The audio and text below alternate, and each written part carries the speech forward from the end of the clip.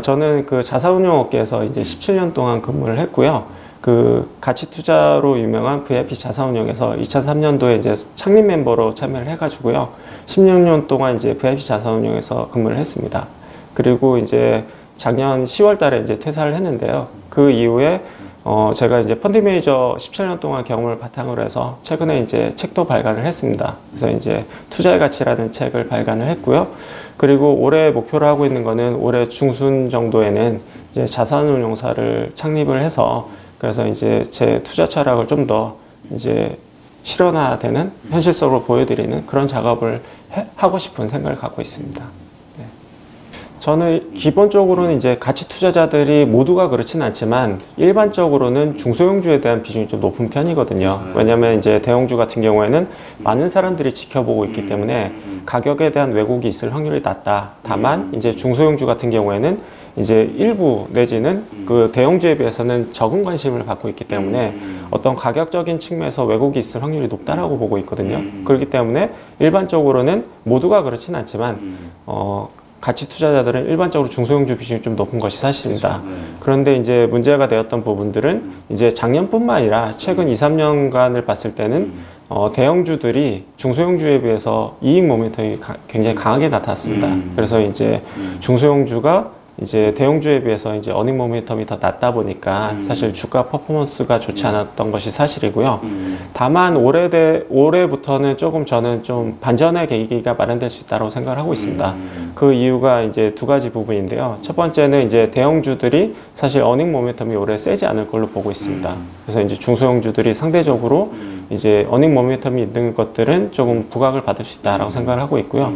두 번째는 이제 시장이 하락을 보이면서 중소형주들이 좀 기존에 어떻게 보면 기존 본질 가치보다도 굉장히 좀 낮아져 있는 주식들이 굉장히 좀 많이 있거든요.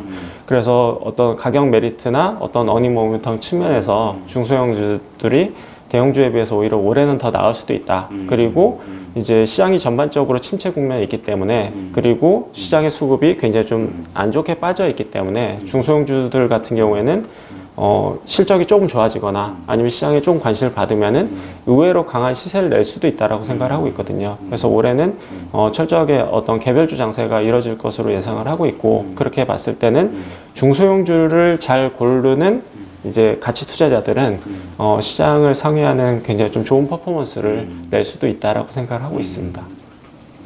기본적인 전략은 이제 가치 투자 전략으로 가져가고 있고요. 다만 이제 다르게, 그러니까 조금 달라지는 부분이 있다라고 하면은 저는 이제 비상장 주식에도 좀 투자를 해야 된다라고 생각을 하고 있습니다. 왜냐하면 이제 상장 주식 같은 경우에는 굉장히 좀 변동성이 굉장히 좀 확대됐고 앞으로도 사실 이런 변동성들이 굉장히 좀 높은 수준이 유지될 거로 저는 생각을 하고 있거든요.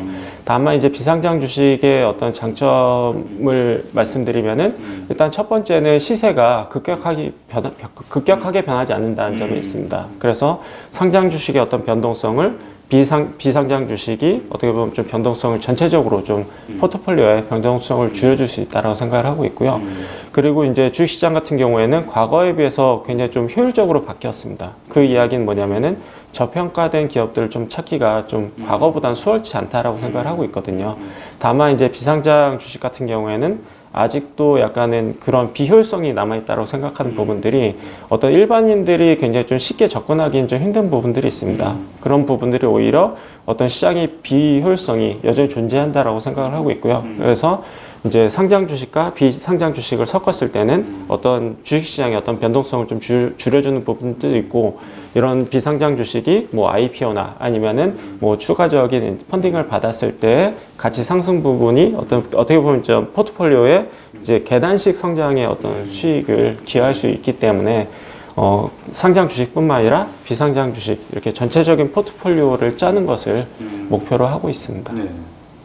저는 올해 키워드는 원가 절감을 좀 보고 있습니다. 그래서 이제 불황기에 오히려 좀 이익이 강한 기업들을 좀 찾고 있는데요. 그런 기업들이 올해는 이제 원가 절감 기업이라고 생각을 하고 있습니다. 그래서 작년 하반기부터 시장의 주요 특징을 말씀드리면은 어떤 그 불황기의 특징이라고 볼 수가 있겠는데요. 뭐 유가라든지 철강이라든지 비철금속 뭐 이런 가격들이 굉장히 좀 많이 하락을 했습니다. 그래서 이제 올해 상반기부터는 이런 기업들이 어떤 원가 절감이 좀 본격화될 수 있는 시기라고 볼 수가 있겠는데요. 뭐 예를 들어서 작년까지만 해도 이제 반도체가 큰 호황을 보였지 않습니까? 그래서 이제 반도체 가격이 굉장히 좀 강했었는데 작년 하반기부터는 반도체 가격이 많이 빠졌습니다. 그래서 이제 반도체를 주요 원재료로 이제 활용을 하는 뭐 셋톱박스 같은 경우에는 작년에 이제 수익이 굉장히 좀 안 좋았거든요. 근데 이제 올해 상반기부터는 오히려 반대로 어떤 원가 절감이 되면서 이익이 좀 좋아질 수 있는 부분이 있다라고 생각을 하고 있고요. 그리고 또 한 가지 제가 조금 긍정적으로 보고 있는 업종은 이제 포장재 업종입니다. 그래서 이제 포장재 같은 경우에는 특히나 이제 음식 포장재 이런 것들은 수요가 사실 크게 변화는 없거든요. 필수 소비재에 가까운 부분이기 때문에 어떤 수요는 이제 큰 변화가 없는 가운데 이제 원가가 절감이 되면 이익이 증가하는 부분이 있는 거죠. 그래서 이제 그런 포장재 기업들 같은 경우에는 뭐 오히려 불황일 때 이익이 더 증가하는 모습을 보이는 경우가 많이 있습니다. 그래서 어떤 안정적인 이익의 증가가 가능한 기업들을 찾고 있다라고 생각하시면 될 것 같고요. 이와는 별개로 이제 개별 기업에서 저희가 관심을 갖고 있는 기업은 DB라는 기업이 있습니다. 그래서 DB 같은 경우는 과거에 이제 동부라는 기업이었는데요. 작년 이제 2017년 11월 달에 이제 주요 동부 계열사들이 이제 DB로 이름을 변경을 했습니다. 그래서 이제 지금 한 1년 한 3개월 정도 지났는데요. 이제 DB 이제 상장사 DB에서 작년 11월에 굉장히 재밌는 공시가 나왔습니다. 그래서 이제 DB를 쓰는 주요 계열사들로부터 브랜드 로열티를 받겠다라는 부분인데요. 그게 이제 올해 매출액의 이제 0.1% 그리고 2020년부터는 0.15%를 받기로 계약을 했습니다. 그래서 이제 0.1%만 받는다고 하더라도 주요 이제 동부 계열사들의 전체 매출액이 20조 정도 되거든요. 그래서 이제 거기서 0.1%만 받는다고 하더라도 200억, 그리고 0.15%를 받게 되면은 이제 300억이 되는데요. 그래서 이제 상장사 DB 같은 경우에는 올해는 200억, 그리고 내년에는 300억 정도의 어떻게 보면은 확정된 이익이 이제 발생할 수 있다라고 생각하면 될 것 같습니다. 그럼에도 불구하고 사실 DB의 주가는 거기에 부응하지 못하게 주가가 크게 오른 상황은 아니거든요. 그래서 이제 어떻게 보면 조금 확정된 이익 성장성에 비해서 어떤 밸류에이션 저평가되어 있고, 그리고 주가는 크게 오른 부분이 없기 때문에 DB는 개인적으로 좋게 보고 있는 종목이다라고 말씀드릴 수 있겠습니다.